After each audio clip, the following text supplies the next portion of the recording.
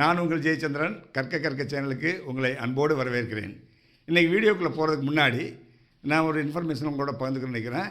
திருப்பூரில் in and around நம்மளுடைய நண்பர்கள் யாராவது வீடு கட்டணும் அப்படின்னு நினைக்கிறவங்க, அவங்களுக்கு தேவையான மாடல் பிளான் இல்லை எஸ்டிமேஷன் அண்ட் அப்ரூவ்டு பிளான் மற்றும் வீடு கட்டுவதற்கான ஏற்பாடுகளும் அவங்க பண்ணி கொடுப்பாங்க. இது வீவர் கன்ஸ்ட்ரக்ஷன் அப்படிங்கிற ஆர்கனைசேஷன் நல்லபடியாக பண்ணிகிட்ருக்காங்க. உங்களுக்கு தேவையான விஷயங்களை அவங்கள காண்டாக்ட் பண்ணி நீங்கள் அவங்களுடைய சர்வீஸை யூஸ் பண்ணிக்கலாம்.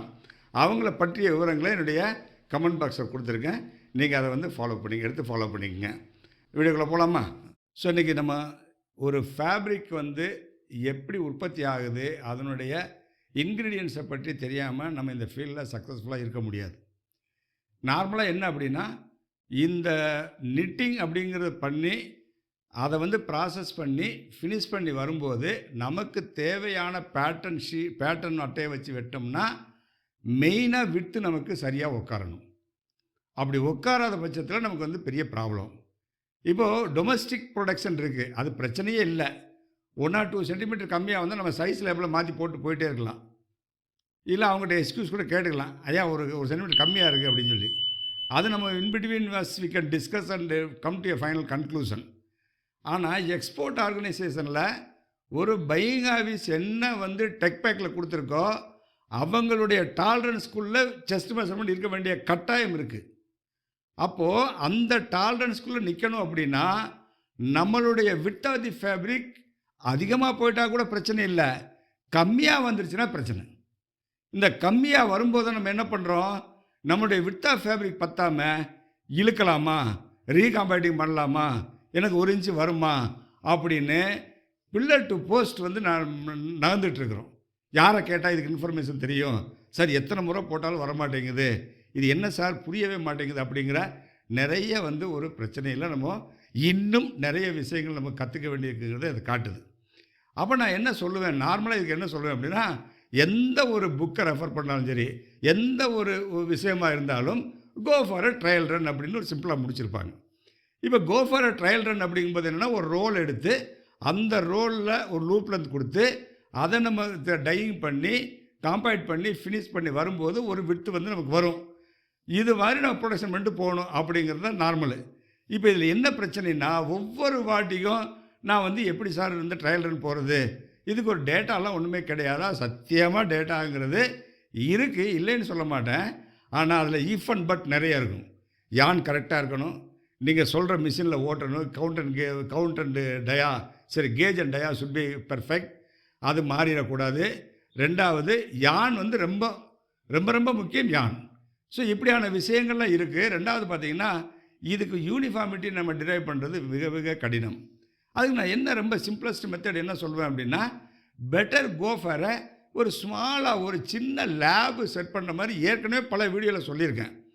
ஒரு சின்ன வாஷிங் மிஷின், ஒரு ஜிஎஸ்எம் ஸ்கேலு, அந்த washing machine GSM scale, loop length analyser. இந்த லூப் லென்த் அனலைசருக்கு நம்ம மேனுவலாக போட்டுக்கலாம். வாஷிங் மிஷினுங்கிறது நம்ம சாதாரணமாக நம்ம வீட்டில் டொமஸ்டிக் வாஷிங் மிஷினே போதும். ஏன்னா அதிகபட்சமாக 2-3 மீட்டர் தான் போட போகிறோம். 1 கிலோலையே கிட்டத்தட்ட 10 மீட்டர் இருக்கும். நம்ம அதில் போடுறது ஒரு 2-3 மீட்டர் தான் உள்ளே போடுவோம்.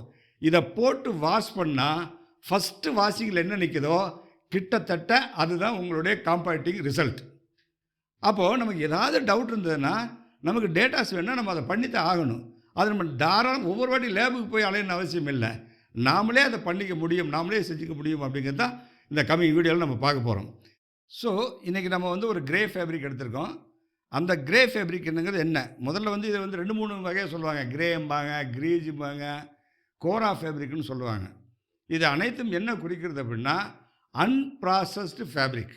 நல்லா புரிஞ்சுங்க, அன்ப்ராசஸ்டு ஃபேப்ரிக் அப்படின்னா என்ன அர்த்தம்? இதுதான் யான் கோன். இந்த நூல் என்ன கலரில் இருக்கோ அதே கலர் தான் உங்களுக்கு ஃபேப்ரிக் வரும். That is called kora fabric, otherwise called grey fabric. இது கரெக்டான டெஃபினேஷன் க்ரீஜ் ஃபேப்ரிக் அப்படின்னு சொல்லுவாங்க. வாட் எவர் இட் மேபி, அது நம்ம ப்ரொனன்சியேஷன் தப்பே கிடையாது, எதை வேணாலும் நம்ம பேச்சு வழக்கில் எது வேணாலும் எடுத்துக்கலாம். சரி, ஃபினிஷ்டு ஃபேப்ரிக் இதுக்கு என்ன வித்தியாசம் அப்படின்னா, இதுதான் ஃபினிஷ்டு ஃபேப்ரிக். இது என்ன பண்ணுறோம், இந்த கிரே ஃபேப்ரிக்கை கொண்டு போய் ப்ளீச்சிங் பண்ணி காம்பேக்ட் பண்ணிட்டா தட் இஸ் ஒயிட். ப்ளீச்சிங் பண்ணி காம்பேக்ட் பண்ணிட்டா தட் இஸ் ஒயிட். அதே ஃபேப்ரிக்கை நம்ம கலர் இது பண்ணோம்னா that is called dyed fabric. Solid dyed ஃபேப்ரிக்னு சொல்கிறோம். இதுதான் அது சாலிட் டைடு ஃபேப்ரிக். ஒரு கலர், ஒரே ஒரு கலர் சாலிட். இது பேசிக் ப்ராசஸ். சரி, இது வந்து கிரே, இது வந்து சாலிட் டைடு பேசிக். அதாவது ஒரு கலர் மட்டும் ஏற்றிட்டு இருக்கிற ஒரு ஃபேப்ரிக். இது வந்து இதனுடைய கோன், யான் கோன். அப்போ நம்ம முதல்ல இதை அடிப்படையாக புரிஞ்சுக்கணும். கிரேனா என்ன, ஃபினிஷ்னா என்ன. சரி, இந்த கிரே அப்படிங்கிறது ஸ்ரிங்கேஜ் ஃப்ரீயாக இருக்கணும் அப்படிங்கிறது தான் பிரச்சனை. இந்த கிரே ஸ்ரிங்கேஜ் ஃப்ரீயாக ஏன் இருக்கணும்? இப்போ இந்த விட்டு எனக்கு வந்திருக்குன்னா எனக்கு இந்த கார்மெண்ட்டுடைய செஸ்ட் மெஷர்மெண்ட்டு இது உட்காரணும். அதான் பாயிண்ட். கார்மெண்ட்டுடைய செஸ்ட் மெஷர்மெண்ட்டுக்கு இந்த அகலம் சரியாக போகணும்.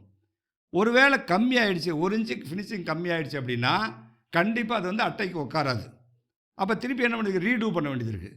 நம்ம பிரச்சனை என்ன, ஒரு ஃபேப்ரிக்கை வந்து நம்ம கம்ப்ளீட்டாக ரீடூ பண்ணுறது அவ்வளோ ஈஸியான விஷயம் இல்லை. இன்வெஸ்ட்மெண்ட் லாஸு, டைம் வந்து நமக்கு கில் ஆகிடும். லீட் டைம் நமக்கு 45 டேஸ் 50 டேஸ் தான் கொடுத்துருப்பாங்க எக்ஸ்போர்ட் மேனேஜ்மெண்ட்டில். அப்போ அந்த லீட் டைம் நமக்கு வந்து கிடைக்காது. 10 நாள் ப்ராசஸ், ஃபேப்ரிக் 15 நாள் ஆகும். அப்போ திருப்பி நம்ம ப்ராசஸ் பண்ணுறதுங்கிறது பெரிய கஷ்டம். அப்போ நம்ம என்ன பண்ணுறோம், there we are going for the quality compromise. என்ன குவாலிட்டி காம்ப்ரமைஸ் ஆகுது, இதே ஃபேப்ரிக் கொண்டு போய் சார் எனக்கு 1 இன்ச்சு கம்மியாக இருக்குது அப்படின்னு நீங்கள் சொன்னீங்கன்னா என்ன சொல்லுவாங்க, இது 1 இன்ச்சு கம்மியாக இருக்குன்னு என்ன சொல்லுவாங்க. அப்போ ஒன்று பண்ணலாம் சார், ரீவாஷ் பண்ணி ரீகாம்பேட்டிங் பண்ணிக்கலாம், ரீவாஷ் பண்ணி ரீகாம்பேட்டிங் பண்ணிக்கலாம். ஒவ்வொருத்தருக்கும் அவங்களுக்கு என்ன தோணுதோ எல்லாமே சொல்லுவாங்க. ஒரு விஷயம் நம்ம தெளிவாக புரிஞ்சுக்கணும், இந்த லூப்ஸ் வந்து அதற்கு தேவையான இடத்தை கண்டிப்பாக எடுத்துக்கிறோம். நீங்கள் அதை மாற்றி நீங்கள் கொஞ்சம் இழுத்து வச்சிங்கன்னா இட் வில் கம் க்ளோசர். கொஞ்சம் நாள் ஆக ஆக கம் க்ளோசர் வரும். தண்ணிக்குள்ளே போட்டிங்கன்னா சுத்தமாக க்ளோஸாக வந்துடும். அப்போ நம்ம இழுத்து வைக்கிறதுல பிரச்சனை சால்வ் ஆகாது. ஸோ அதுக்கு என்ன மாதிரியான வழியை நம்ம தேர்ந்தெடுக்கணும் அப்படிங்கிறதான் நம்ம வர்ற வீடியோவில் பார்க்க போகிறோம். இப்போ இது வந்து நிட் பண்ணி வந்திருக்கு. இதனுடைய அகலம் நான் அளந்துருக்கேன். ஃபஸ்ட்டு ஸ்டெப் இதனுடைய அகலம் நான் அளந்துக்கிறேன். இது வந்து 91 சென்டிமீட்டர் இருக்குது. இன் சென்டிமீட்டர் டேர்ம்ஸில் 91 சென்டிமீட்டர் இருக்குது. இன்ச்சஸில் எடுத்திங்கன்னா 35.5 இன்ச்சஸ் இருக்குது. 35.5 இன்ச்சஸ் இருக்குது இன் இன்ச்சஸ்ஸு. சரியா, இது இதனுடைய மெஷர்மெண்ட்டு. இப்போ அடுத்த கேள்வி உங்களுக்கு என்ன வரும், சார் அப்போ இதே தானே வரப்போகுது ஃபினிஷ் பண்ணால், உங்களுக்கு பார்த்தீங்கன்னா வாஷ் பண்ணி ஃபினிஷ் பண்ணால் 35.5 இன்ச்சஸ் வரும்ல? கண்டிப்பாக வராது, கண்டிப்பாக வராது. இது டிபெண்ட்ஸ் அப்பான் யான் கவுண்ட்டு, கேஜ் நீங்கள் என்ன எடுத்துருக்கீங்க இதை பொறுத்து. இந்த 35.5ங்கிறது மேபி 30 வரலாம், ஆர் 31 வரலாம், ஆர் 32 கூட வரலாம். சரி, இன்னொரு பாயிண்ட்டும் சொல்கிறேன். இப்போ இந்த ஃபேப்ரிக் இருக்குது, உங்களுக்கு இந்த ஃபேப்ரிக் என்ன கேஜ் என்ன டயா ஓட்டுன்னு உங்களுக்கு தெரியல. ஒரு லேபில் கொண்டு போய் கொடுக்குறீங்க, ஒரு ஏஇபிசி லேபிளையோ இல்லை டெக்ஸ்டைல் கமிட்டி லேபிளையோ இல்லை எஸ்ஜிஎஸ்லேயோ கொண்டு போய் கொடுக்குறீங்க. கொடுத்துட்டு கொண்டு போய் சார் சொல்லுங்கள் சார் இது என்ன டயா என்ன கேஜில் ஓட்டியிருக்கோம் சொல்லுங்கள் சார்னா யாராலையும் சத்தியமாக சொல்ல முடியாது. கண்டிப்பாக சொல்கிறேன், யாராலையும் இது எப்படி இருக்குன்னு தெரியுமா? ஒரு சின்ன எக்ஸாம்பிள் சொல்கிறேன். எனக்கு உடம்பு சரியில்லை சார் அப்படின்னு டாக்டர் முன்னாடி போயிட்டு சார் எனக்கு உடம்பு சரியில்லை என்னன்னு கண்டுபிடிங்க அப்படின்னா எந்த டாக்டரும் சத்தியமாக அவர் என்ன கேட்பார் முதல்ல, சார் உங்களுக்கு என்ன செய்யுது, முதுகு வலிக்குதா, கால் வலிக்குதா, காய்ச்சல் வருதா, இதெல்லாம் கேட்குறாரா இல்லையா? அது கேட்ட பிறகு தான் அவர் அடுத்த ஸ்டெப் போவார். அதே மாதிரி லேபில் என்ன கேட்பாங்க, சார் என்ன டயா என்ன கேஜில் ஓட்டப்பட்டது அப்படின்னு உங்கள்கிட்ட கேட்பாங்க, எழுதி கேட்பாங்க. என்ன கவுண்ட்டு இதெல்லாம் கேட்டுட்டு ஃபைனலாக அவங்க என்ன சொல்ல முடியும், ஆமாம் நீங்கள் சொன்ன டயா கேஜில் தான் ஓட்டியிருக்காங்க அப்படின்னு சொல்லலாம். இல்லை கேஜ் இதுவாக இருந்தால் டயா வந்து வேறு, நீங்கள் அதை வந்து கேஜு டயாவை தனித்தனியாக ஃபேப்ரிக்கில் பார்க்க முடியாது. இதை மைண்டில் ஃபிக்ஸ் பண்ணிக்கணும், நல்லா ஃபிக்ஸ் பண்ணிக்கங்க.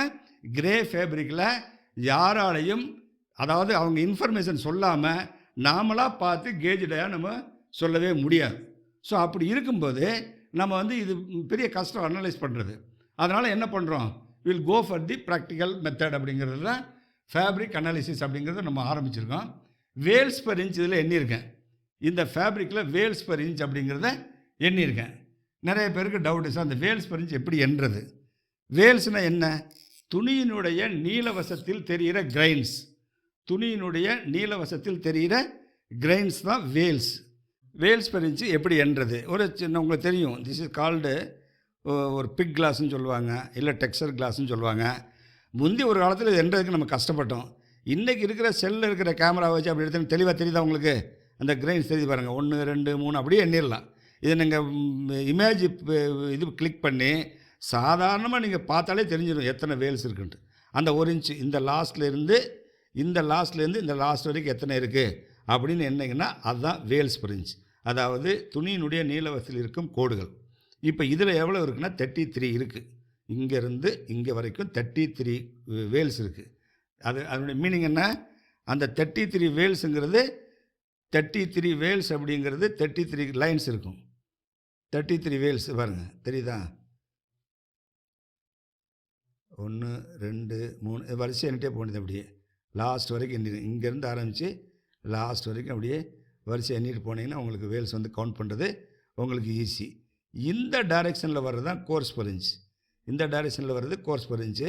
இந்த நடுவில் தெரியுது பாருங்கள், இந்த 1/4 இன்ச்சுக்கு இதுக்குள்ளே பார்த்தீங்கன்னா இதை கோர்ஸ் பெர் இன்ச்சுன்னுவாங்க. அது வந்து டெக்ஸ்சர்னு சொல்லுவாங்க.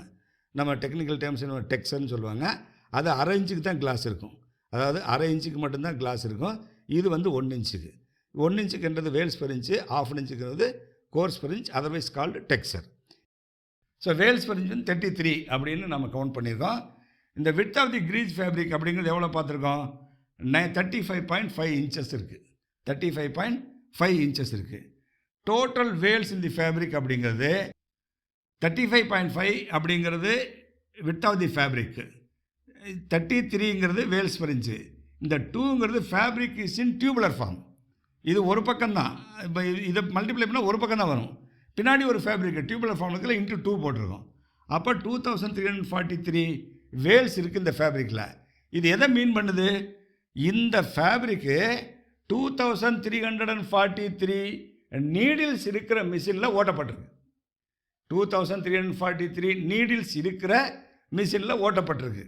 அப்படின்னா அந்த நீடில்ஸினுடைய ஃபார்முலா என்ன? Pi into T into G. இது நிறைய வாட்டி பேசியிருக்கோம். Pi into T into G.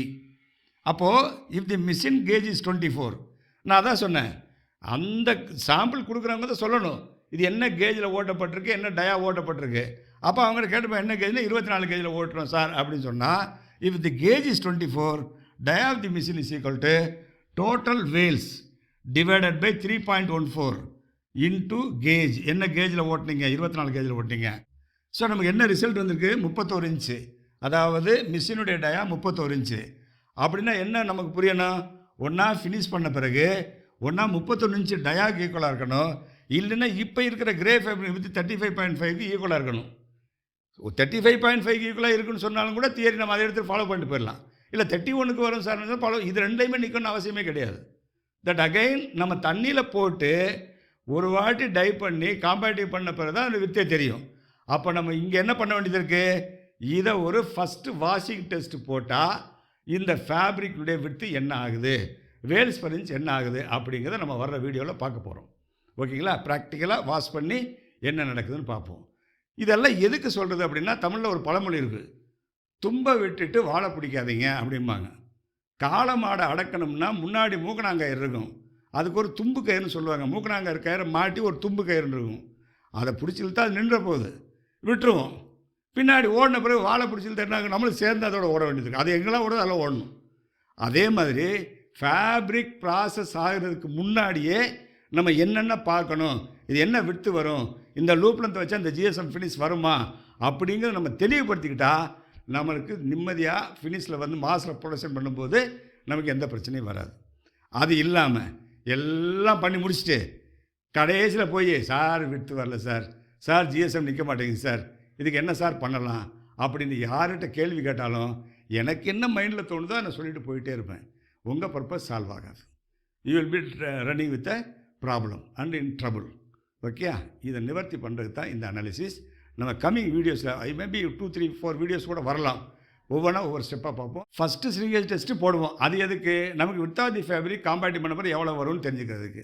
Second shrinkage test போடுவோம். அது எதுக்கு அப்படின்னா, நம்ம விற்ற பிறகு ஒரு கன்சியூமர் வாங்கிட்டு போனாருன்னா அவர் ஃபஸ்ட் டைம் தண்ணியில் போட்ட பிறகு எப்படி வந்து நிற்குது அப்படிங்கிறத பார்க்குறது. இந்த ரெண்டு நம்ம கன்ஃபார்ம் பண்ணுறது தான் இதனுடைய நம்மளுடைய இந்த ரிசல்ட்டாக இருக்கும். அதை நம்ம பார்ப்போம். அடுத்தடுத்து என்ன நடக்குது, அதுக்கடுத்து இதில் வந்து ஸ்பைராலிட்டினா என்ன, இதில் லூப் லென்த் எப்படி எடுப்பாங்க அப்படிங்கிறத தொடர்ந்து பார்க்க போகிறோம். ஸோ ஸ்கிப் பண்ணாமல் ஒவ்வொரு வீடியோ பாருங்கள். நான் ஒரே வீடியோவை போட்டேன்னா மேபி அரௌண்ட் 2 hours 3 hours வரும். உங்களுக்கும் பொறுமை இருக்காது, எந்த இடத்துல எதை பார்த்தீங்கன்னு புரியாது. திருப்பி திருப்பி பிட் பிட்டாக இருந்ததுன்னா உங்களுக்கு பார்க்குறதுக்கும் ஒரு 10 நிமிஷம் 15 நிமிஷம் ஸ்பெண்ட் பண்ணோமா, ஓகே இன்றைக்கி இந்த விஷயம் தெரிஞ்சுக்கிட்டோம், நாளைக்கு இன்னொரு விஷயம் அப்படிங்கிற மாதிரி போயிடும். அதனால் நான் பார்ட்டாக போடுறேன். அடுத்த வீடியோவில் எனக்கு கண்டினியூஷன் பார்ப்போம். வாஷிங் டெஸ்ட் போட்டு என்ன விட்டு வருதுங்கிறத அடுத்த வீடியோவில் பார்ப்போம். அதுவரை உங்களிருந்து வணக்கம் கூறி விடைபெறுவது உங்கள் ஜெயச்சந்திரன். நன்றி, வணக்கம். Thank you very much.